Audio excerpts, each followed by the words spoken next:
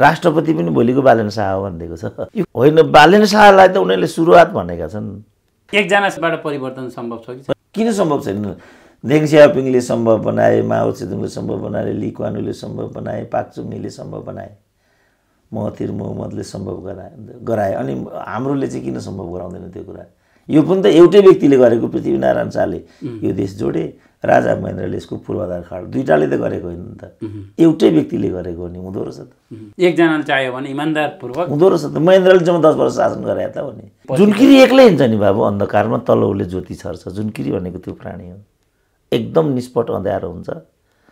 अँधेरी रातमा चाहिँ पिलपिल अलिकति परसम्म जानको लागि त्यसले दिग्दर्शन गर्छ, बाटो देखाउँछ। त्यसको प्रतिक्रिया हो बालेन शाह भने पनि, रवि लामिछाने भने पनि। त्यसपछि बालेन शाहको उदय भएको छ। बालेन शाह नेता हुन् र, उनको राजनीति छ र विगत। अब रवि लामिछानेको कुनै नेता हुन् र रवि लामिछाने? उनले चारपाटा मुडिनुभन्दा अगाडि आफै थानकोटबाट बाहिर गए भयो। अब के हिसाबले त्यो भनेको थिए? अब यो चिठी के हो, यसको आधिकारिकता कति हो? Yes I was the real hero to protect Rabi Lamichhane. KP ओलीको झोला बोक्ने झोलेहरू जस्तै हो भने हामीलाई त्यस्ता किसिमका भक्तहरूको केही पनि आवश्यकता छैन।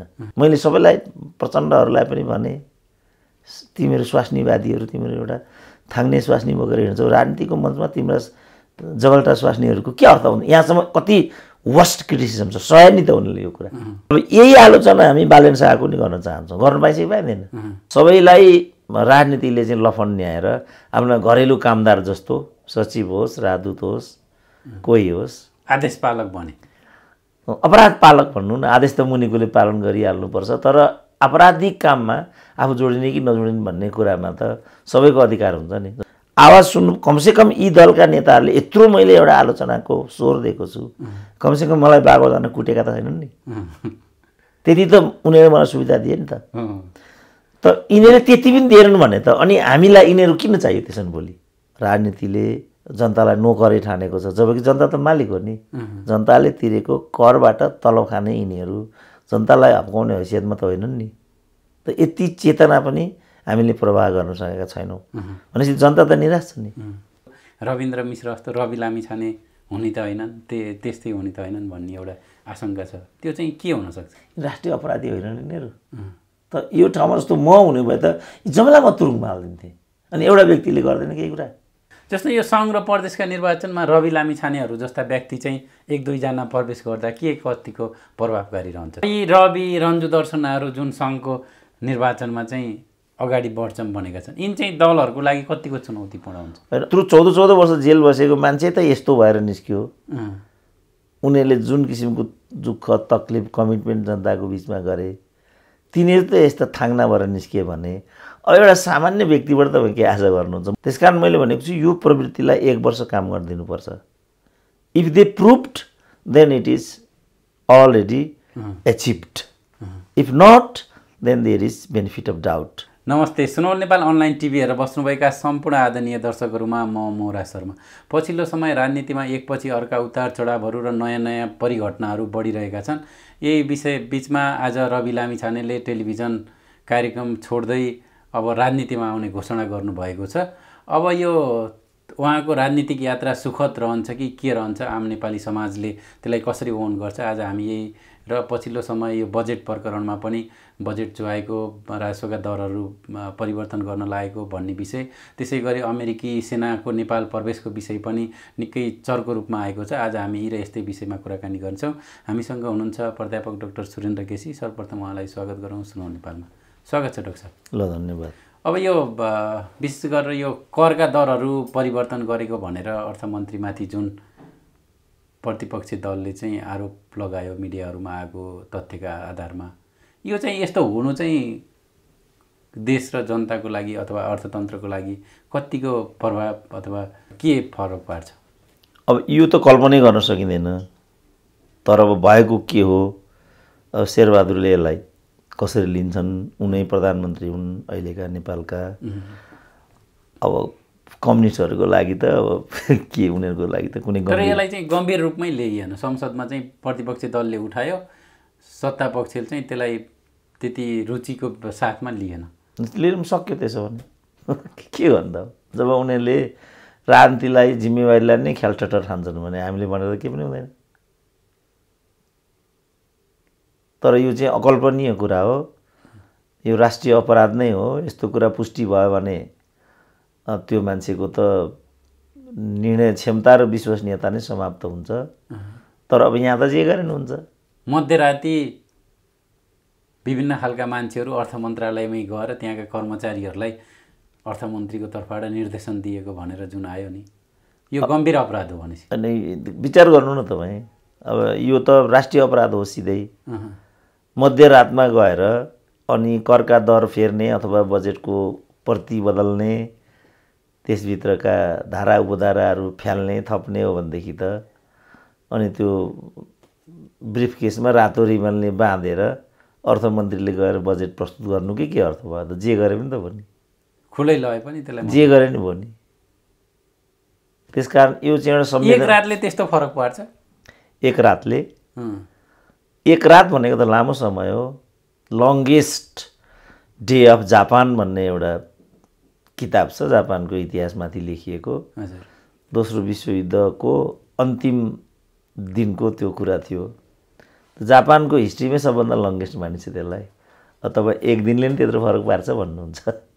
एक छिनले कत्रो फरक पार्छ, एक दिन भने त धेरै हो नि। तर यो दिनको कुरा होइन, त्यो जिम्मेवारीको कुरा हो, प्रक्रियाको कुरा हो, जवाफदेहिताको कुरा। एउटा मन्त्रीले कर्मचारीलाई भन्दैमा कर्मचारीले गरिहाल्ने भन्ने कुरा पनि होइन, किन कर्मचारी पनि एउटा जवाफदेही मान्छे हुन्छ। तर दुर्भाग्य यहाँ के भयो भने सबैलाई राजनीतिले चाहिँ लफन्याएर आफ्ना घरेलु कामदार जस्तो, सचिव होस्, राजदूत होस्, कोही होस्, आदेश पालक भने, अपराध पालक भन्नु न, आदेश त मुनिकोले पालन गरिहाल्नुपर्छ। तर आपराधिक काममा आफू जोडिने कि नजोडिने भन्ने कुरामा त सबैको अधिकार हुन्छ नि। जस्तो मलाई एउटा गलत काम गर्न भनियो, अब त्यो गलत काम गर्ने कि नगर्ने भन्ने त मेरो कुरा हो नि।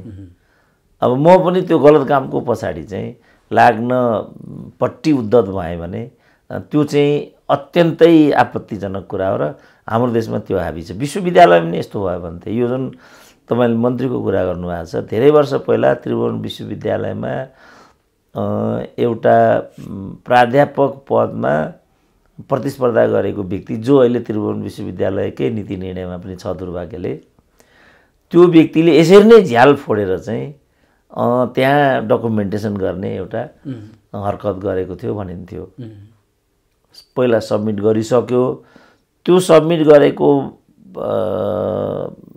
कृति इत्यादिबाट उसको पदोन्नति सुनिश्चित नभएपछि त्यहाँ अर्को एउटा सामग्री लगेर चाहिँ झ्याल फोडेर नै संलग्न गराउने काम भएर मूल्याङ्कन गराइयो र पदोन्नति पड्काइयो भन्ने कुरा त्यति। यसकारण यिनीहरू त आपराधिक सोचका मान्छे हुन् यिनीहरू, र यिनीहरूमा जिम्मेवारी र जवाफदेहिताको मनोवृत्ति नै छैन। अब दुई ठाउँमा हार्यो, प्रधानमन्त्री हुने, प्रतिनिधि सभामा हार्यो, राष्ट्रिय सभामा हुने, संविधान संशोधन गरेर पनि प्रधानमन्त्री हुन्छु भनेर जिद्दी गर्ने, मन्त्री भएको भोलिपल्ट राजदूत भएर जाने अत्यन्तै घटिया र तल्लो तहका मान्छेहरू हुन् यिनीहरू।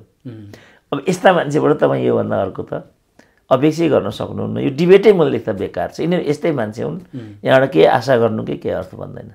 यिनीहरूबाट आशा गर्ने ठाउँ छैन। अब यही जस्तो तपाईँले भने जस्तै यिनीहरूबाट आशा गर्ने ठाउँ छैन भने जस्तै फेरि यही जनताहरू जुन हिसाबले निराश हुँदैछन् त्यही हिसाबले फेरि स्वतन्त्र उम्मेदवारहरू पनि बिस्तारै बिस्तारै देखिन थालेका छन्। अब सङ्घ र प्रदेशका निर्वाचनहरू नजिक नजिक आउँदैछन्। अब यस्ताले गर्दा चाहिँ स्वतन्त्र उम्मेदवारहरूलाई चाहिँ पर्सै हुन्छ।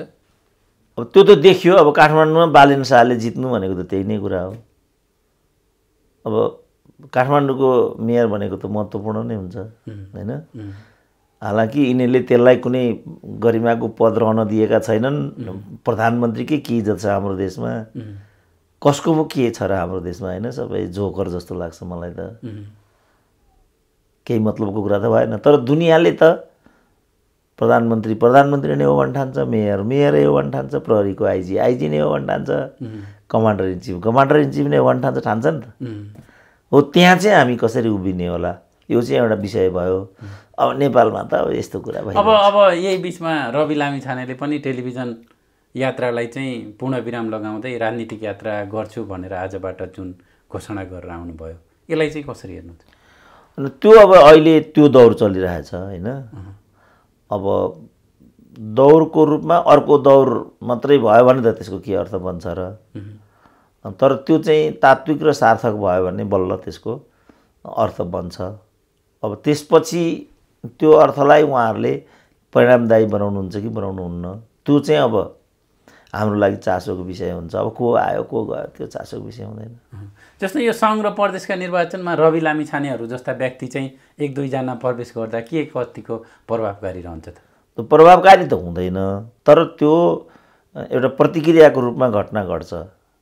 अब काठमाडौँ जस्तो, धरान जस्तो, धनगढी जस्तो नगरपालिकामा चाहिँ कुनै राजनीतिक विगत नभएको, कुनै सङ्गठनात्मक वर्चस्व नभएको व्यक्ति निर्वाचित भएर आउनु भनेको चाहिँ लामो विगत र पृष्ठभूमि भएका दलहरूको लागि ठुलो चुनौती हुन्छ। त्यसलाई चाहिँ दलहरूले कसरी हेर्छन् भन्ने कुरा आफ्नो ठाउँमा अर्थपूर्ण हुन जान्छ। उनीहरू कसरी हेर्छन् त्यो म थाहा पाउँदिनँ। अब मैले नै हेर्नु पर्यो भने चाहिँ त्यो अत्यन्त चुनौतीपूर्ण घटनाको रूपमा घटित हुन्छ र उनीहरूले त्यो चुनौतीलाई चाहिँ परिणामदायी बनाउँछन् कि बनाउँदैनन् सबै कुरा त्यसमा डिपेन्ड गर्छ। अब आउने एउटा मान्छे जाने त्यसले त केही पनि फरक पार्छ। जस्तो प्रचण्डै आए निश्चय नै बालेन साहब रवि लामिछाने भन्दा त प्रचण्डको हाइट होला, तर केही फरक परेन त्यति बेला थियो। यस के अहिले नै पनि त सत्ताको साँचो तपाईँको हातमा छ र शेरबहादुरको हातमा छ र त्यति बेला आशा अपेक्षा थियो नि त। अहिले रवि लामिछानेहरू आउँदा जसरी मान्छेहरूले केही परिवर्तन होला कि भन्ने थियो, बालेन शाहहरू आउँदा केही परिवर्तन होला कि भन्ने चाहना राखेन। 64 सालमा प्रचण्ड राष्ट्रिय राजनीतिमा प्रधानमन्त्री बनेर आउँदा त जनतामा धेरै आशा थियो। अब त्यो चाहिँ सान्दर्भिक हुन जान्छ, किनभने हामीले पनि आशा गरेका थियौँ। अहिले म के भन्दैछु भने त केही भएन भने अब एउटा व्यक्ति कहीँ जाँदैमा के फरक पर्ला र?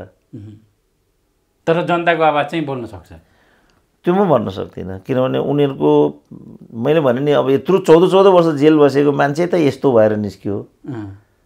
उनीहरूले जुन किसिमको दुःख तकलिफ कमिटमेन्ट जनताको बिचमा गरे तिनीहरू त यस्तो थाङ्ना भएर निस्कियो भने अब एउटा सामान्य व्यक्तिबाट तपाईँ के आशा गर्नुहुन्छ? म चाहिँ अहिले केही पनि आशा गर्दिनँ। तर उनीहरूले मेरो आशाहीनताको अतिरिक्त भन्नु पऱ्यो कुनै परिणाम दिए भने त मैले आएको परिणाममा त आएन भन्नु त भएन नि। त्यसकारण मैले भनेको छु यो प्रवृत्तिलाई 1 वर्ष काम गर्न दिनुपर्छ। If they proved then it is already achieved, if not then there is benefit of doubt. शङ्काको लाभ चाहिँ हामीले पनि शङ्काको लाभ लिन्छौँ, उनीहरूले पनि शङ्काको लाभ चाहिँ पाउनुपर्छ। त्यसकारण मैले भनेको छु यस्तो किसिमको प्रवृत्तिलाई 1 वर्षको समय दिनुपर्छ। 1 वर्षमा उनीहरूले कुनै लक्षण देखायो भने त सक्यो नि कुरा। 1 वर्षमा उनीहरू चाहिँ असफल सिद्ध भएर त फेरि सक्यो कुरा। अब यी रवि रन्जु दर्शनहरू जुन सङ्घको निर्वाचनमा चाहिँ अगाडि बढ्छन् भनेका छन्, यिन चाहिँ दलहरूको लागि कतिको चुनौतीपूर्ण हुन्छ?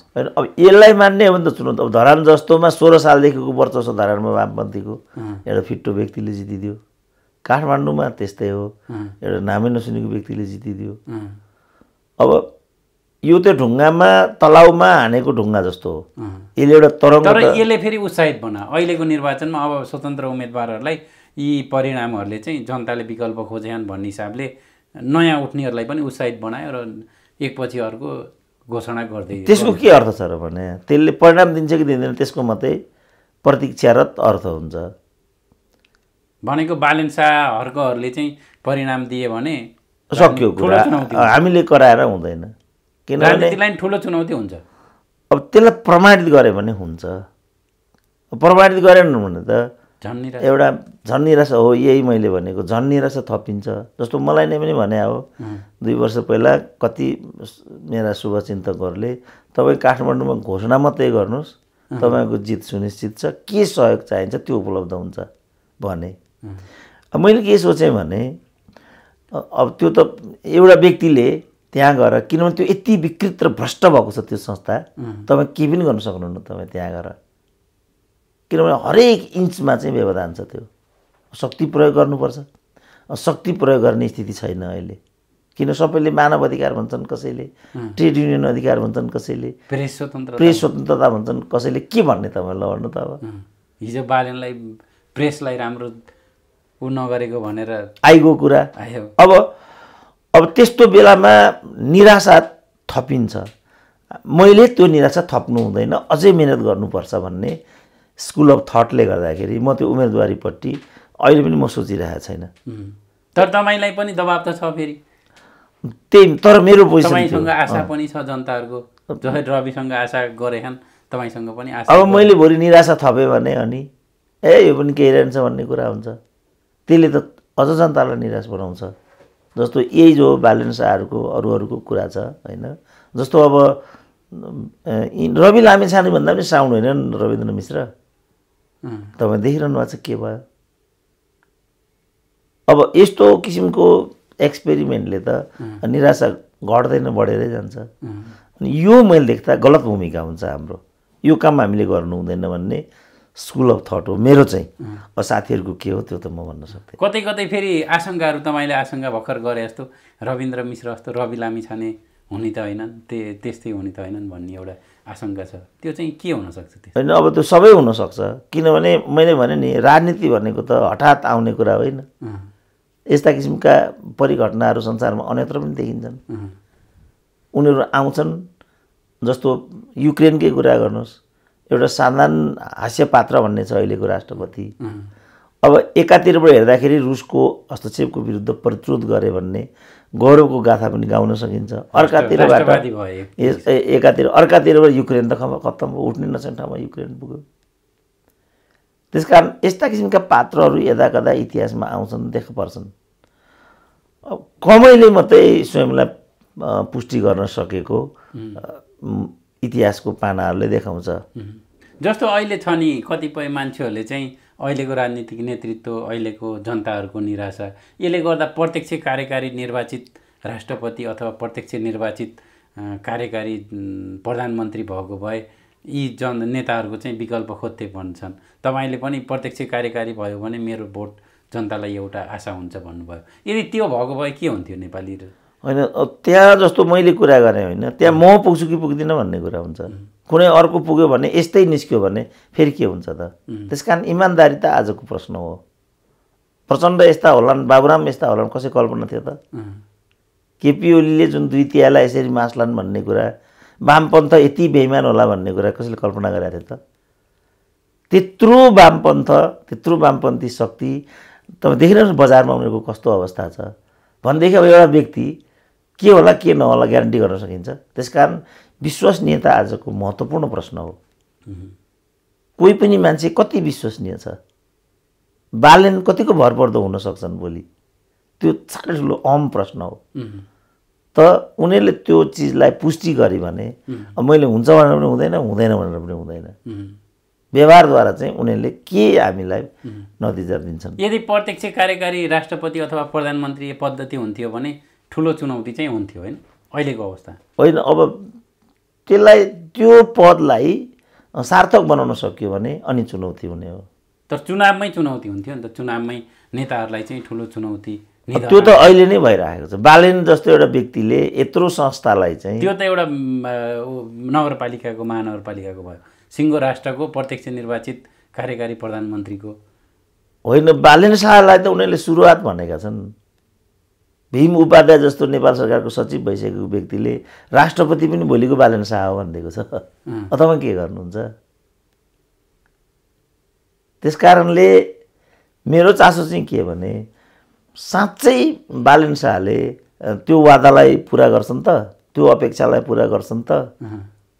अब मैले चाहिँ बालेन शाह भयो भएन भन्नुको त्यत्रो अर्थ किन भन्दैन भने त्यहाँ जनताको आवाज छ। तर त्यो आवाजलाई मैले अक्षरश बोक्नु मैले किन हुँदैन भने फेरि भोलि धोका भयो भने म बिचमा बसेर बालेन शाहहरूलाई पनि त्यही खबरदारी गर्नुपर्छ जुन यी नेताहरूको हकमा गरियो। हाम्रो भूमिका त्यो हुनुपर्छ भन्ने मेरो आफ्नो, अब मलाई नै पनि मैले यो कुरा भन्दा कतिपयले मलाई नै लखेड्न खोजे। यो दलका झोले भन्दा यो बालेन शाहको पछाडि लाग्ने मान्छेहरूमा मैले अलिकति भिन्नता के देखेको छु भने सुरुमा यिनीहरू यही झोले जस्तै बालेन शाहलाई नकारात्मक कुरा भन्नै नहुने, अनफलो गरिदिइहाल्ने, अरू कुरा यो रूपमा देखा परे सुरुमा। जस्तो मलाई नै पनि त्यसरी नै खन्ने उनीहरूले। त्यसो भने तिमीहरू पनि केपी ओलीका झोले जस्तै रहेछौ, के अर्थ भयो त भनेपछि उनीहरू अलिकति हच्के साइजमा। यस, अलिकति उनीहरू हच्के। त्यसकारण यो केपी ओलीको झोला बोक्ने झोलेहरू जस्तै हो भने हामीलाई त्यस्ता किसिमका भक्तहरूको केही पनि आवश्यकता छैन। तिनीहरूलाई हामी देन दिएर नो भनिदिन्छौँ। आवाज सुन्नु कमसेकम यी दलका नेताहरूले यत्रो मैले एउटा आलोचनाको स्वर दिएको छु, कमसेकम मलाई 12 जना कुटेका त छैनन् नि, त्यति त उनीहरूले मलाई सुविधा दिए नि त। त यिनीहरूले त्यति पनि दिएनन् भने त अनि हामीलाई यिनीहरू किन चाहियो त्यसो भोलि? मैले सबैलाई प्रचण्डहरूलाई पनि भने, तिमीहरू स्वास्नीवादीहरू, तिमीहरू एउटा थाङ्ने स्वास्नी बोकेर हिँड्छौ, राजनीतिको मञ्चमा तिम्रो जगल्टा स्वास्नीहरूको के अर्थ हुन्छ? यहाँसम्म कति वर्स्ट क्रिटिसिजम छ, सहे नि त उनीहरूले यो कुरा। प्रजातन्त्रको सही सदुपयोग तपाईँले गर्नुभयो। अब यसलाई नै प्रजातन्त्र भन्ने हुने ठिकै छ, एउटा अभिव्यक्तिको एउटा वाक स्वतन्त्रताको मतलब उनीहरूले चाहिँ खिल्ली उडाएन, ठुलो विषय बनाएन। अब शेरबहादुरले त भनेकै छ लोकतन्त्र बोल्न दिनुपर्छ भनेकै उनको पोजिसन नै त्यही हो।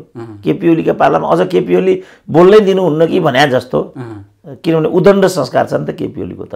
अब उनको पछाडि देशका बौद्धिकहरू छाडा भए भनेर भन्नु पनि भयो केपी ओली। अब त्यो अब यस्तो शैली छ नि त उनको, किनभने उनको जुन नन्दी भृङ्गी छ अत्यन्तै आपत्तिजनक नन्दी भृङ्गी लिएर हिँड्छन् केपी ओली। एकदम अशिष्ट बोल्ने, बडी ल्याङ्ग्वेज नमिलाउने यस्तो खालका मान्छे। तब यो हाल केपी ओलीको भयो नि त। अब यही आलोचना हामी बालेन शाहको नि गर्न चाहन्छौँ, गर्न पाइसके पाइँदैन। त्यसकारण हामी हेर्छौँ, हाम्रो स्वर हाम्रो चेतना भनेको आलोचनात्मक हो, यो व्यक्तिगत होइन, फाइदाको लागि होइन। उनीहरूभन्दा हामी काहीँ पनि कमी छैनौँ, उनीहरू जत्तिकै छौँ हामी, बरु उनीहरूलाई त्यहाँ पुग्ने वातावरण हामीले निर्माण गरेको यो दावा छ हाम्रो। उनीहरूले हामीलाई नै इग्नोर गरे भने त त्यो रवि लामिछाने जेलमा बस्दा सशक्त आवाज दिने। Yes I was the real hero to protect Rabi Lamichhane. तर रवि लामिछानेले never say hi to me त भनेपछि त उस्तै रहेछन् भन्ने त यहीँबाट देखिएको। अब उस्तै मान्छेको पछाडि म जस्तो मान्छे लाग्नुला कहिले, त्यो सम्भव छैन। तर त्यो आवाज अहिले नेपाली जनताको विषय हो, त्यसलाई उनीहरूले पुष्टि गरेको खण्डमा हामीलाई केही पनि भन्नु छैन। वी स्यालुट देम, फिनिस, त्यति हो कुरा। अब रवि लामिछानेले घोषणा कार्यक्रममा अथवा चुनावी अभियानहरूमा अथवा अरू स्वतन्त्रहरूले उठायो भने तपाईँ एउटा स्वतन्त्र रूपमा आफ्नो आवाज दिइरहनु भएको छ। पछिल्लो समय स्वतन्त्रहरू तपाईँलाई राजनीतिक विश्लेषकको रूपमा अथवा एउटा ज्ञान आर्जनको रूपमा भेट्न पनि चाहेका छन्, केहीले भेटेर तपाईँसँग सल्लाह सुझाव पनि लिए। अब त्यस्ता स्वतन्त्रका पक्षमा चाहिँ तपाईँ चाहिँ कार्यक्रमहरूमा हिँड्ने, मञ्चहरूमा देखिने गर्नुहुन्छ नै? त्यो सम्भव छैन, म हिँड्दिनँ त्यसरी। म इन्डोर मिटिङमा जहीँ पनि जान्छु, आउटडोर मिटिङमा म कहीँ पनि जान्न, पब्लिकली कसैलाई पनि जान्न। भोलि बेइमान भयो भने यहाँ त सुरेन्द्र केसी थियो भनिदिन्छन्, अनि त्यो भयो भने त म त भोलिको कार्यकारी राष्ट्रपति हुँ यो देशको। म आफूलाई मिसयुज गर्दिनँ, त्यो म गर्नै चाहन्न। म अन्तिम किल्ला र अन्तिम आशा हुँ यो देशको, म बाँचेँ भने। भनेपछि म कहीँ यस्तो यताउता भन्ने त प्रश्नै छैन। म नै अन्तिम आशा हुँ, अँधेरोको जुनकिरी हुँ म यो देशको, मेरो चाहिँ यो भनाइ छ।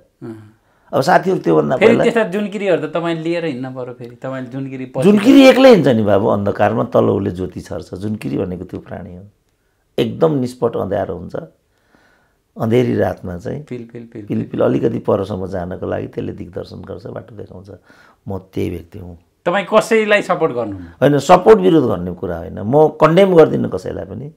यो जनताको चाहिँ छनौट हो। अब जनता छनौट गर्छन् भने म त्यहीँ हुन्छु। जस्तो बालेन शाहसँग मलाई केही लिनु दिनु छैन, तर त्यहाँ भन्दै गर्दा फेरि तपाईँलाई जसले जित्छ त्यसैको पछि लाउँछ भन्ने आरोप आउला फेरि। होइन, मलाई लगाएर देखाउन्न, म लागेको देखुन्न। मलाई एकचोटि लगाएर देखुन् कसैले, मलाई कसैले प्रयोग गरेर हेरुन् कसैले, त्यसपछि भनुन्। अब यो अहिलेको राजनीतिमा चाहिँ जनता निराश भन्ने जताततै आवाजहरू आउँछ, वास्तवमा चाहिँ तपाईँले देखेको हिसाबले चाहिँ जनता निराश छन् कि छैनन्? जनता निराश छन्, त्यसमा दुई मत छैन। किनभने कल कारखाना खुलेको छैन, रोजगारी बढेको छैन, सडक व्यवस्थापन छैन, शान्ति सुरक्षा छैन। अहिले पनि पुलिसले, कर्मचारीले, राजनीतिले जनतालाई नोकरै ठानेको छ, जबकि जनता त मालिक हो नि। जनताले तिरेको करबाट तलब खाने यिनीहरू जनतालाई हप्काउने हैसियतमा त होइनन् नि। त यति चेतना पनि हामीले प्रवाह गर्न सकेका छैनौँ भनेपछि जनता त निराश छ नि। गौरवले आफ्नो पनि म जस्तो मान्छेलाई त तपाईँ इग्नोर गर्छन्, निषेध गर्छन् भने अनि जनताको के अवस्था होला त? मैले त कुनै आशा नगरेको हुनाले पो यिनीहरूसँग मैले लड्न सकेको छु त। किनभने मलाई केही आशा छैन, केही क्या मलाई सुरेन्द्र केसी भन्नेलाई चाहिँ यो देशले केही एकदम जिरो त म यति सुखी छु नि त। तर यिनीहरूले हात थापेर खानुपर्ने अवस्था आयो भने अनि जीवित रहन्छ त म जस्तो मान्छे। आज यो देश बिग्रेको त्यही आशा हात थापेर खाम्ला, अरूको पाम्ला र खाम्ला, चाकडी गरौँ भन्नेले बिगारे होइन? होइन त्यो होइन, यो देशको नेतृत्व बेइमान भयो, त्यसले गर्दा हाम्रो देश बिग्रियो। किनभने देश भनेको कुनै एउटा महान नेताको सपना हो, तर त्यो महान नेता चाहिँ यति गए गुज्रेको र भ्रष्ट निस्क्यो, उसले आफ्नो छोरी बुहारी स्वास्नीको कुरा गर्यो। जो नेताले छोरी बुहारी स्वास्नी बोकेर हिँड्छ त्यो त कहिल्यै नेता हुन सक्दैन र यिनीहरू नेता होइनन्। त्यसपछि बालेन शाहको उदय भएको छ। बालेन शाह नेता हुन् र? उनको राजनीति छ र विगत। अब रवि लामिछानेको कुनै नेता हुन् र रवि लामिछाने? उदय होला अब। होइन त्यो छोडिदिउँ, तर हो र ठाउँ रवि लामिछाने थियो हो। यस्ताले गर्दा त्यस्तो भएको छ। यति हो कुरा अहिलेलाई। अब भोलि कसरी उनीहरूले काम गरेर जान्छन्? काम गरेर देखायो भनेदेखि त आफू पनि नगर्ने, अनि गरेकोले पनि गरेको नदेख्ने हो भने त त्यो एकदमै घातक कुरा हुन्छ। पहिला उनीहरूले गरून्। राम्रो मान्छे ठाउँमा पुग्ने गर्न सक्ने अवस्था छ कि छैन? अनि राम्रो केलाई भन्ने कुरा हो। एउटा इमान्दार तपाईँले खोजेको जस्तो नेता ठाउँमा पुग्यो भने गर्न सक्ने अवस्था छ कि छैन? अनि गर्न चाहँदा गर्न सकिन्छ, किन सकिँदैन? चाहनु पर्यो। एकजना सांसदबाट परिवर्तन सम्भव छ कि? होइन, सांसदबाट सम्भव छैन, कार्यकारीबाट। जस्तो बालेन शाहले चाह्यो भने त कार्यकारी ठाउँमा छन् उनी। उनले कमसेकम त्यहाँको समस्या के रहेछ त्यति मात्रै भनिदियो भने पनि किन फोहोर उठ्दैन? किन कर्मचारीले घुस खान्छन्? किन वडा समितिमा जनताको हुर्मत लिइन्छ? बालेन शाहले कतिवटा वडा छन् काठमाडौँमा, हरेक दिन एउटा वडामा उनले छड्के निरीक्षण गरून् र जनतासँग उनले चाहिँ प्रत्यक्ष वैचारिक आदान प्रदान गर्नु। यति दुःख दिएको छ यिनीहरूले, यति दुःख दिएको छ यिनीहरूले। म आफै त्यसको दृष्टान्त छु। तपाईँ कुनै वडामा जानुहोस् र कुनै पनि काम गराउनुहोस्, कुनै खानेपानीमा तपाईँ पानी तिर्न जानुहोस्, यातायात विभागको लाइसेन्स गर्न जानुहोस्, तपाईँ त्यो हो। अहिले त सम्पूर्ण काम अनलाइन हुनुपर्छ। इसारामा तपाईँको काम घरमा आउनुपर्छ अहिले। अनि तपाईँ 4 घन्टा 8 घन्टा 10 घन्टा 10 दिन 12 दिन 15 दिन वडामा यातायात व्यवस्था विभागमा प्रहरी कार्यालयमा धाउने हो भने अनि तपाईँले कहिले काम गर्ने त? कहिले तपाईँले उत्पादन बढाउने र कहिले उत्पादकत्व बढाउने? तपाईँ अहिले लाइसेन्सको त्यस्तै अस्तव्यस्त थियो, फेरि इम्पोस्ट नम्बर प्लेट भनेर अर्को लफडा थप्दिए। अब इम्पोस्ट अब के हो त इम्पोस्ट नम्बर? जनता मलाई नै थाहा छैन, तपाईँलाई पनि थाहा छैन होला इम्पोस्ट नम्बर भनेको के हो भनेर। इमान्दार हुनु पऱ्यो नि। हामीलाई पनि थाहा छैन के हो इम्पोस्ट नम्बर भनेर। यो इम्पोस्ट नम्बर भनेको के हो? अब लेटेस्ट मैले के प्रतिक्रिया देखेँ भनेदेखि, ठिक छ इम्पोस्ट नम्बर तिमीहरू गरेरै छोड्ने हो भनेदेखि त्यसको शुल्क हामी तिर्दैनौँ। शुल्क नि महँगो भयो। अब नेपालीमै भाषा नेपालीमै भएन भन्ने भयो नम्बर प्लेटमा। अब के हो त? लजिक चाहियो नि। के कारणले इम्पोस्ट? तपाईँ एउटा भाषा विज्ञ पनि हो। एउटा नेपाली नम्बर प्लेटका गाडीहरूमा, नेपाली गाडीहरूमा चाहिँ नेपाली नम्बर प्लेटै नहुने, यो कस्तो विषय हो त? होइन, अब म त अब जस्तो अब के हो त, इन्टरनेसनल एउटा संरचनामा आबद्ध गराउने कुरा हो भनेदेखि त हामीले मात्रै। तर हरेक देशले त आफ्नो भाषालाई सम्मान गर्छन्, हरेक देशमा।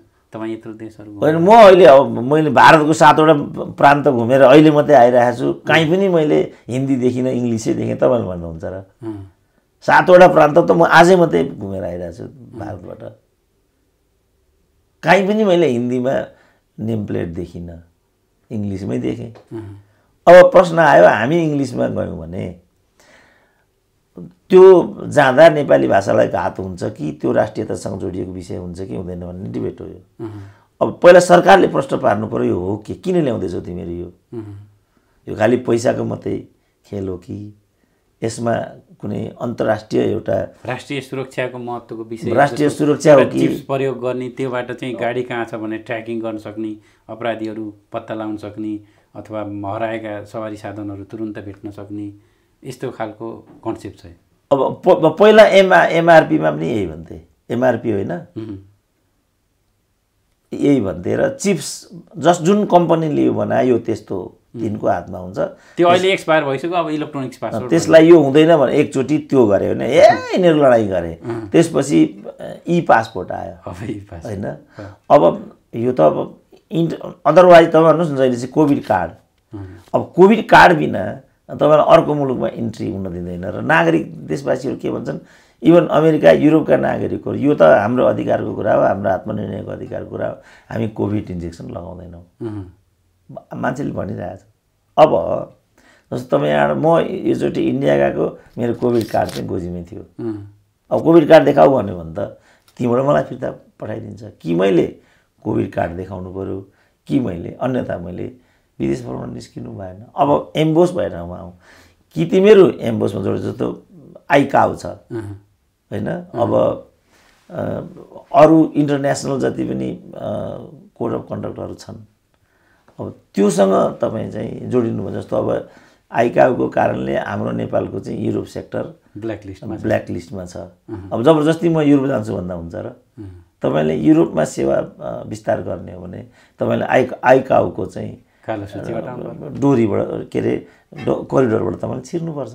होइन म छिर्दिनँ, त्यहाँ म देखाइदिन्छु म युरोप नगइकन पनि मेरो हवाई व्यवस्थापन गर्छु भन्न सक्नुहुन्छ र अहिलेको दुनियाँमा। त्यस कारण त्यो के हो त्यो पहिला त्यो क्लियर हुनु पर्यो। जस्तो यी यावत समस्याहरू छन् नि देशका, यी समस्याहरू चाहिँ समाधान गर्न एकजना व्यक्तिले सम्भव छ कि छैन? सम्भव छ, तर त्यो म जस्तो हुनुपर्छ। किन सम्भव छैन? देङ सियाओपिङले सम्भव बनाए, माओ त्सेदुङले सम्भव बनाए, ली कुआन यूले सम्भव बनाए, पाक चुङ-लीले सम्भव बनाए, महाथिर मोहम्मदले सम्भव गराए। अनि हाम्रोले चाहिँ किन सम्भव गराउँदैन त्यो कुरा? यो पनि त एउटै व्यक्तिले गरेको। पृथ्वीनारायण शाहले यो देश जोडे, राजा महेन्द्रले यसको पूर्वाधार खाड, दुईटाले त गरेको होइन नि त, एउटै व्यक्तिले गरेको हो नि। हुँदो रहेछ त एकजनाले चाह्यो भने इमान्दारपूर्वक हुँदो रहेछ त। महेन्द्रले जम्मा 10 वर्ष शासन गरे त हो नि। अहिलेको जति पनि राज्यका पूर्वाधारहरू छन् सबै महेन्द्रले गरेको। जङ्गबहादुरले होइन, जङ्गबहादुर भने त अर्को फेनोमेना भयो, छोडिदिउँ। तर यसको जग हालेको काम र यसको नवनिर्माणको काम यो दुईटा व्यक्तिले गरेको। जङ्गबहादुरको कुरा गर्ने भने त एउटै व्यक्तित्व हो, नयाँ मुलुक उसले नै ल्याएको हो, एउटै व्यक्तित्व हो नि। हुँदो रहेछ त। अनि एउटा व्यक्तिले हुँदैन भन्ने कुरा के छ? हुन्छ, तर ऊ व्यक्ति चाहिँ इमान्दार हुनु पर्यो। उसले चाहिँ त्यो चिजलाई जस्तो प्रचण्ड एउटै व्यक्ति हुने त, प्रचण्डले चाहेको भए के हुँदैन थियो यो देशमा? 64 सालको निर्वाचनको अनि परिणामपछि जनताले पनि साथ दिएको थियो। उनीहरूसँग जनसेना पनि थियो, एउटा रेजिमेन्ट त नेपाली सेनामा पनि इन्भल्भ, 4000 सेना त उनको नेपाली सेनाभित्र पनि छ। उनीहरूसँग त छैन भन्नु केही पनि छैन। तर छोरी बुहारी स्वास्नीमा लगेर त्यो सबै उनले समर्थन गर्दै कार्यकर्ताहरू दास भए सानो स्वार्थको लागि। कोही जग्गा दलाली गर्ने, कोही के गर्ने। अनि एउटा पीर गीत बज्यो भनेदेखि त्यसैलाई मारिदिन्छौँ भन्ने। एउटा गीत कति हो? पीर गीत कति मिनटको भन्नु त? 17 मिनट 16 यस्तै कति थियो। त्यत्रो लामो पनि जस्तो लाग्दैन मलाई। त्यति लामो कसले सुन्छ गाँठे? त्यो 9-10 मिनटको होला। जेस एउटा गीतले हल्लिने ठाउँमा पुग्यो भनेपछि केही चाहिँदैन। देशमा यत्रो ठुलो परिवर्तन गरेर एउटा आशाको रूपमा पलाएका 64 सालको निर्वाचनपछि सङ्गीतका यत्रा श्रृङ्खला, विषय त यो हो नि त, सङ्गीतका यति श्रृङ्खला, यति सङ्गीतकारहरू थिए, यति गीतकारहरू थिए, त्यसको बारेमा हामीले यत्रो किसिमको हलचल कहिले पनि सुनेनौँ। दुईटा गीत, त्यो पशुपति शर्माको लुट नसके कान्छा लुट एउटा गीत र यो पीर गीत, दुईटै गीतले 10 वर्षको भन्दा ठुलो तरङ्ग ल्याइदिए। त सम्भव रहेछ नि त। दुनियाँमा असम्भव भन्ने कुरा के छ र? भनेको अनेक हिसाबले चाहिँ परिवर्तन अथवा परिवर्तनको सोच अथवा नेतृत्व अथवा राजनीति अथवा यो प्रशासनहरूलाई चाहिँ चुनौती दिन चाहिँ एउटा काफी छ, एकदमै काफी छ। सिंहदरबारमा एकजना मान्छे इमान्दार भयो भने अनि त्यहाँ नक्कली बिल बन्न सक्छ त? कहीँ जानुहोस् तपाईँ, अहिले कुनै संस्थामा जानुहोस्, कुनै वडामा जानुहोस्, तिनीहरूको कामै संरचनागत संस्थागत भ्रष्टाचार हो। मैले एउटा प्रतिष्ठान थियो ठुलो, 9 लाखको एउटा बिल बनेको कुरा मैले सुने। बिल मात्रै बन्यो, किताबको बिल थियो त्यो, बिल मात्रै बन्यो तर किताबै छापिएन।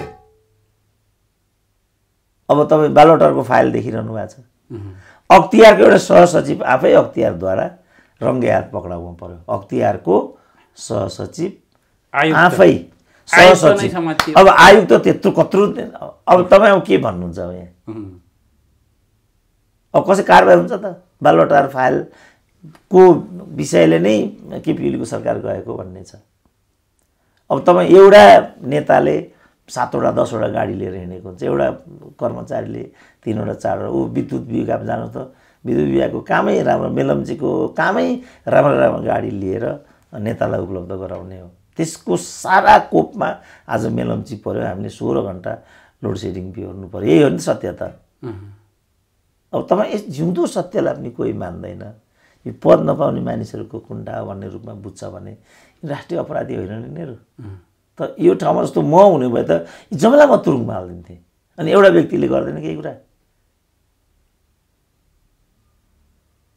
राजाले सबैभन्दा प्रतिगामी संरचना भनेको होइन यिनीहरूले, त प्रधानमन्त्रीको लागि त्यत्रो बालुवाटार छुट्याए, त्यही विचलन गरेर खाने भनेको तिनीहरू नेताको त तपाईँ कुरै नगर्नुहोस्, कम्युनिस्ट त तिनीहरू हुनै सक्दैनन्, तर तिनीहरू मान्छे त हुन् भन्ने प्रश्न गर्छु म। यो मान्छेले गर्ने व्यवहार हो यो? यस्तो गर्छ मान्छेले? राज्यको सम्पत्ति विद्युत विभाग मासेर अनि त्यहाँको गाडी प्रचण्डसँग मात्रै 7वटा गाडी छन् भन्ने सुन्छु म। त्यस्तो गर्न सक्छ एउटा मान्छेले? सबैभन्दा भ्रष्ट ठेकेदारको घरमा गएर उनी बस्छन्। अहिले शेरबहादुरको सालासालीको माथि नलागेको आरोप मलाई लाग्छ एउटा इभन यही एम्बुसको तपाईँले कुरा गर्नुभयो, यसमा पनि तिनीहरू छन्, पठाउमा तिनीहरू छन् भनेर म सुन्छु। अनि तपाईँ के गर्नुहुन्छ? यो त्यसको प्रतिक्रिया हो बालेन्द्र शाह भने पनि, रवि लामिछाने भने पनि। तर उनीहरूलाई थोरै पनि पश्चाताप छैन। तपाईँ के गर्नुहुन्छ? अब यसले केही नयाँ परिवर्तन ल्याउँछ कि ल्याउँदैन? अब जस्तो हरेक 12 वर्ष नेपालमा परिवर्तन भएको भन्ने एउटा हाम्रो इतिहास पनि छ। अब यो राजनीतिक नेतृत्वप्रति जनता पनि आक्रोशित भएर आए। तपाईँले भन्नुहुन्छ निराश छन् जनताहरू। अब यसले यो निराशाले फेरि कुनै आशा ल्याउने काम गर्छ कि गर्दैन? अब अहिले नै त्यस्तो किसिमको उज्यालो देखिएको छैन। म त्यस्तो धेरै पर पनि म त्यस्तो किरण देख्दिनँ। किनभने यो तहका मान्छेबाट त यस्तो निराशा हामीलाई थोपरे भने यी तहका मान्छेबाट त अहिले मैले केही पनि अपेक्षा गरेको छैन। अब उनीहरूले गरेर देखाए उनीहरूसँग कुनै भिजन रहेछ भने, कुनै कमिटमेन्ट रहेछ भने पर्खेर हेरौँ, 1 वर्ष पर्खेर हेरौँ भनेको छु मैले। 1 वर्ष काम गर्न दिउँ। 1 वर्ष काम गर्न दिउँ। अब उनीहरूले चाहिँ 1 वर्षभित्रमा होइन, 1 वर्ष इनफ टाइम हो। 1 वर्ष त्योभन्दा बढी दिने हामीलाई सुविधा छैन। दिनुहुन्थ्यो 1 टर्म भन्लान् भोलि उनीहरूले, तर त्यो 1 टर्म हामी दिन सक्दैनौँ। 1 टर्ममा बिहानीले दिउँसोको सङ्केत गरे जस्तो गर्छ भने जस्तो एउटा सङ्केत चाहिँ गरिसकेको हुनु। अब भनौँ उनीहरूको मुख्य कुरा त यसमा त के भने यसको आशय के हो भन्ने कुरा नै मुख्य हो। दूरगामी योजनाहरू सफल नभए पनि त्यसको सुरुवात चाहिँ हुनु पर्यो। त्यो के हो त उनीहरूको मुख्य कुरा त यसको आशय र यसप्रतिको समर्पण भाव उनीहरूको होइन। तपाईँले के कुरा भन्नुभयो भन्दा पनि त्यो के कुराले भन्नु, त्यसको आशय के हो होइन। तपाईँले केही प्रश्न सोध्नु भन्दा पनि तपाईँ त्यो के हिसाबले त्यो प्रश्न सोधिरहनु भएको छ बा म के हिसाबले त्यो उत्तर गरिरहेको छु, महत्त्वपूर्ण कुरा त त्यो हो। कसैलाई होचो देखाउने, काहीँ चाहिँ आफूलाई सो गर्ने, अन्तर्वार्ता दाताभन्दा अन्तर्वार्ताकारलाई बढी हाइलाइट गर्ने, आफ्नो कुराहरू इम्पोज गर्ने हो कि के हो? अब त्यहाँ अब त्यसमा भर पर्छ। अब त्यो अनुसार तपाईँको क्रेज चाहिँ बन्दै जान्छ र तपाईँले त्यो बेइमान गर्नुभएको हो भन्ने कुरा तलकाले बुझ्यो भने पत्रकारको रूपमा पनि तपाईँ किनारा लाग्दै जानुहुन्छ, उत्तरदाताको रूपमा पनि हामीहरू किनारा। यो त तपाईँ देखिरहनु भएको छ नि, हरेक 15 दिनमा कति मानिसहरू आउँछन् फेरि हराउँछन्। कारण यही हो नि, टिक्न सक्दैन। यही कारणले हो नि त। यो त गफाडी रहेछ भन्ने भयो भने अनि त्यो गफाडीको कुरा कसले सुन्छ भन्नु त? कसले पनि सुन्दैन। यो त उल्का हावा कुरा गर्दै हिँड्दो रहेछ। तपाईँ 2-3वटा झुट कुरा भन्नुहोस्, त्यसपछि तपाईँको विश्वसनीयता नै समाप्त हुन्छ। यहाँ पनि त्यही हो। अब तपाईँले चाहिँ के आशा? अब यही बिचमा यो अमेरिकी सेना र नेपाली सेनाको विषय जुन हिसाबले आएको छ एसपिपी, यो चाहिँ के हो त? होइन, अब एउटा चिठी मलाई पनि अस्ट्रेलियाको एउटा साथीले मलाई यहाँ पठाएको थियो होइन, म बाहिर थिएँ। मुख्य कुरा विश्वसनीयताको प्रश्न हो भने नि मैले सुरुमै। अब त्यो पत्र नै नकलियो भन्ने कुरा आएको। अब त्यो पत्र नकलियो भने त्यो नक्कली पत्र कसले पोस्ट गर्यो? राजेन्द्र छेत्रीको चाहिँ तल हस्ताक्षर छ। कसैमाथि विश्वास गर्न सकिँदैन, राजेन्द्र छेत्रीमाथि पनि विश्वास गर्न सकिँदैन, नेपाली सेनामाथि पनि विश्वास गर्न सकिँदैन। तर नेपाली सेना आएपछि चाहिँ चारपाटा मोडेर मलाई डाँडो कटाउ के गर भनेर संसदमै भने। नेपाली सेना कि अमेरिकी सेना? अमेरिकी सेना। अब के भन्छन् गगन थापाले? अब त्यो हेर्नु पर्यो। अब यदि उनीले त्यो ट्रुली भनेको हो भनेर यो कुराको र त्यो कुराको बिचमा तादात्म्यता छ भने उनले चारपाटा मुडिनुभन्दा अगाडि आफै थानकोटबाट बाहिर गए भयो। अब के हिसाबले त्यो भनेको थिए? अब यो चिठी के हो, यसको आधिकारिकता कति हो, अब त्यो कुरा चाहिँ पहिला चाहिँ पर्खेल्नु पर्यो। अब मैले देख्दाखेरि कोही पनि भरलाग्दो र विश्वसनीय छैन नेपाली समाजमा, चाहे त्यो प्रहरी होस्। फाइदाको लागि जे पनि बोल्ने, जे पनि गर्ने। अब मैले यिनीहरूलाई चिनेको चाहिँ त्यस्तो देखियो, मैले चिनेको यसरी नै छ। कोही माथि पनि जस्तो भनौँ न, अब भनिगयो नि बालुवाटारको कुरा, त्यो बालुवाटारको फाइल भनेको 2047 सालदेखि उठेको फाइल हो। त्यसमा संलग्न नभएको कोही कर्मचारी पनि छैन, कोही नेता पनि छैन, कोही प्रधानमन्त्री पनि छैन। अब के हो त त्यो? अख्तियारका सबै प्रमुखहरू जेलमा छन् आज, कसैमाथि पनि कारबाही हुँदैन। कारबाही भयो भने खालि खरदार, बैदार, सुब्बा, बढीमा शाखाधिकारीसम्म मात्रै हुन्छ। त्यसपछि अख्तियार भनेको पनि कसैले विश्वास गर्दैन, निर्वाचन आयोगमाथि पनि कसैले विश्वास गर्दैन, अदालतमाथि विश्वास गर्ने कुरा पनि छैन। प्रधान न्यायाधीश आफै ढाक्रे भएर बसिरहेछन्। अब यो छ अवस्था। तर अब कसैलाई पनि काल्पनिक आधारमा, सुनेको आधारमा त हामीले दोषारोपण गर्नु त्यो उचित पनि हुँदैन। भोलि हामीमाथि पनि प्रश्न उठ्छ। त्यस कारण अहिले विश्वासको सङ्कट महत्त्वपूर्ण प्रश्न हो। अहिले चाहिँ किन मानिसहरू यस्ता भएर गइराखेका छन् भन्ने उत्तरको खोजी आजको महत्त्वपूर्ण प्रश्न हो। यसको उत्तर बिना केही पनि, जस्तो यही चिठी भनौँ न, अब बाकाइदा चिठी छ, नेपाली सेना सूत्र भन्छ कि यो चाहिँ नक्कली हो। अब के हो त त्यसो भने? सक्कली 24 घन्टाभित्र यसको वास्तविकता जनसमक्ष ल्याउनु पर्यो र यो पोस्ट गर्नेलाई चाहिँ कारबाहीको दायरामा ल्याउनु पर्यो। जस्तो रञ्जित रेको किताब आयो, प्रहरीको आइजी कसलाई नियुक्ति गरौँ भनेर त्यति बेला गृहमन्त्रीले मलाई सोधे भनेर त्यहाँ लेखेँ। त्यो बेलाका गृहमन्त्रीले भने यो होइन। अनि के हो त त्यसो भने? हावामै लेखेको त त्यो कुरा। अब कोही कसैलाई पत्ता, तपाईँले कुनै अवसर पाउनुभयो? अब यही अर्थमन्त्रीको यो मध्यरातिको प्रकरण पनि जुन आयो, नामै तोकेर सबैको आयो, अर्थमन्त्रीले संसदमा गरे यो होइन, मान्दैन। मलाई चाहिँ यो चाहिँ प्रतिक्रियावादीहरूले चलाएको हल्ला अथवा एमाले चलाएको हल्ला हो भनिदिन्छन्। अब होइन भनौँ भने केपी ओलीको विगत पनि त्यस्तै छ। यो अन्टसन्ट कुरा गर्नुमा, उखानको तुक्का जोड्नमा, दुनियाँ गर्नमा उनी पनि त्यतिकै बदनाम छन्। अब हो भनौँ भने, अब हो भन्ने पनि भरपर्दा आधारहरू केही पनि नामै तोकेर आयो, फलाना फलाना फलाना भनेर। अब त्यसकारण अघि मैले भने विश्वासको सङ्कट आजको महत्त्वपूर्ण प्रश्न हो। अब यो जहीँ पनि छ, यो मिडियामाथि पनि यही छ। तपाईँले एउटा समाचार सम्प्रेषण गर्नुहोस्, होइन त्यो त पित पत्रकारिता हो भनिदिन्छन्। होइन भनौँ भने पित पत्रकारिता पनि चल्छ फेरि। त विश्वासको ठुलो सङ्कट हो नि त अहिले।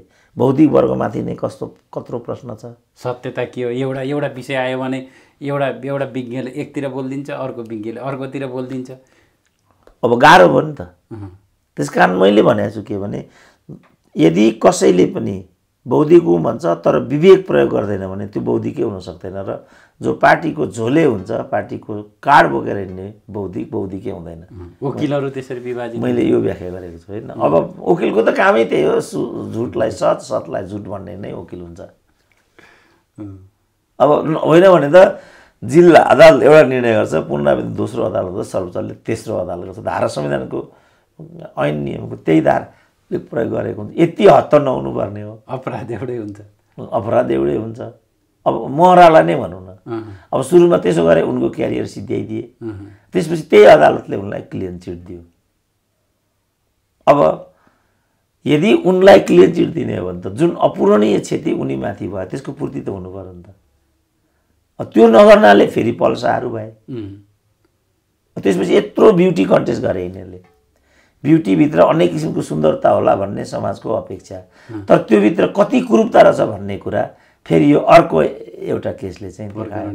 हेर्दा चाहिँ एउटा सुन्दरताको त्यो एउटा मञ्चन गर्ने फोरम हो, हेर्दा त्यो हो। तर व्यवहारमा हेर्दाखेरि यो त यौन अपराध गर्ने धन्दा रहेछ। अब विश्वासको सङ्कट भएन? यो हो प्रश्न। हस्, महत्त्वपूर्ण संवादका लागि ल, हस्, धन्यवाद।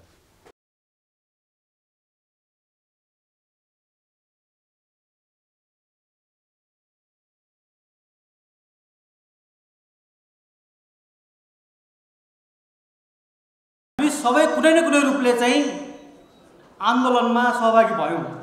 त्यतिखेर खास गरी विश्वविद्यालयमा विभिन्न किसिमको वैचारिक बहसहरू, साङ्गठनिक बहसहरू, साङ्गठनिक कार्यक्रमहरू र वामपन्थीहरूले के गर्नुपर्छ भन्ने खालको विषयहरूमा व्यापक रूपमा बहस हुन्थ्यो। त्यसै क्रममा 2067-68 सालतिर त्रिभुवन विश्वविद्यालय कीर्तिपुर केन्द्रीय क्याम्पसमा पढ्दै गर्दा हामीले विभिन्न किसिमका राजनीतिक दलका भातृ सङ्गठनहरूसँग जोडिन पुग्यौँ र त्यतिखेर खास गरी आन्दोलनको नेतृत्व चाहिँ विद्यार्थी सङ्गठनहरूले गर्नुहुन्थ्यो।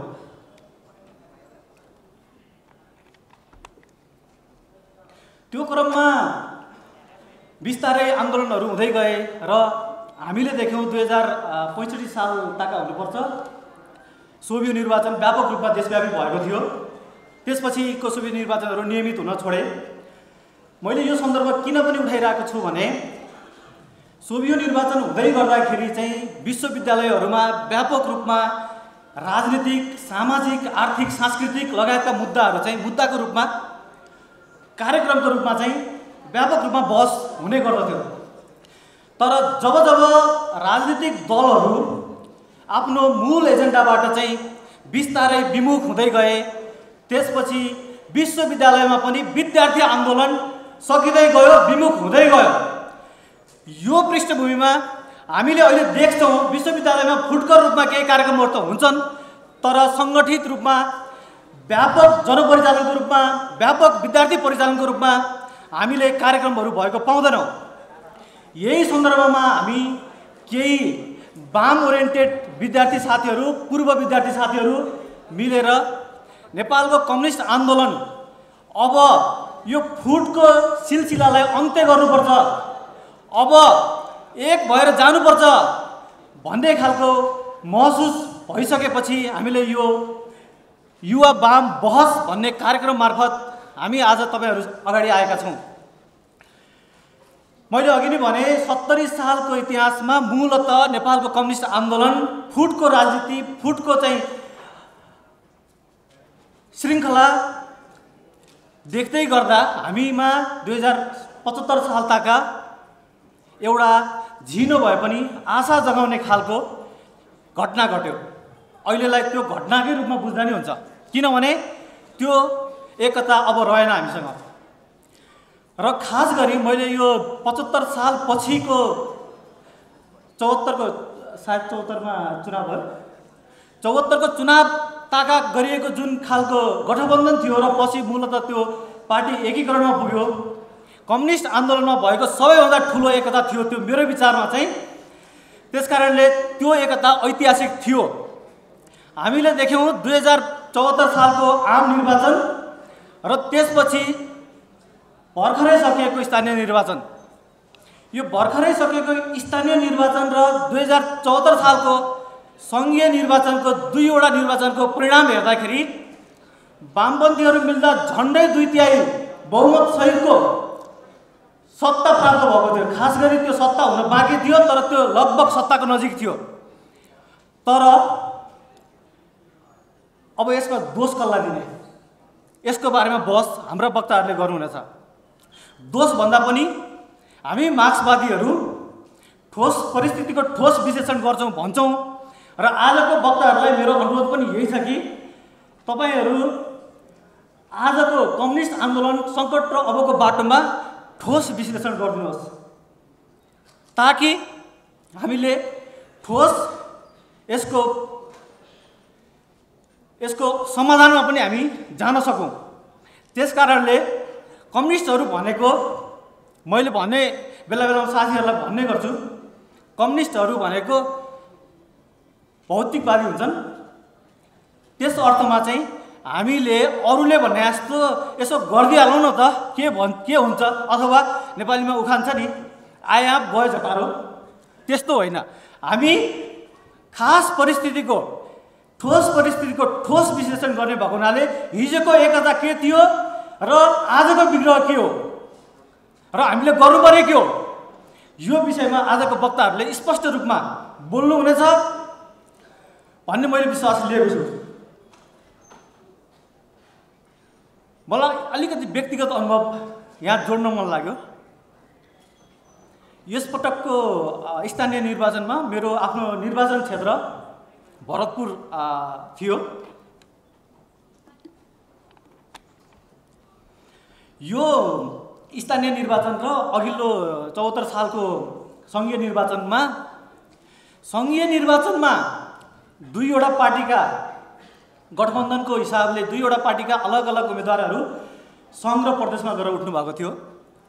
त्यसमा हामीले जसलाई भोट हाले पनि केही फरक पर्दैन। आज मैले भोटको कुरा मात्रै गर्दै छैन, तर एउटा उदाहरणको लागि चाहिँ मैले भोट किन जोडिरहेको छु भने हिजो 2074 सालको सङ्घीय र प्रादेशिक निर्वाचनमा हामीलाई कुनै पनि चिन्हमा भोट हाल्नलाई कुनै समस्या थिएन। तर स्थानीय निर्वाचन हुँदै गर्दा मेरो क्षेत्रमा मैले दुईटै पार्टीको चुनाव चिन्ह देखिनँ, किनभने उनीहरू दुईटै कुनै न कुनै गठबन्धनमा थिए।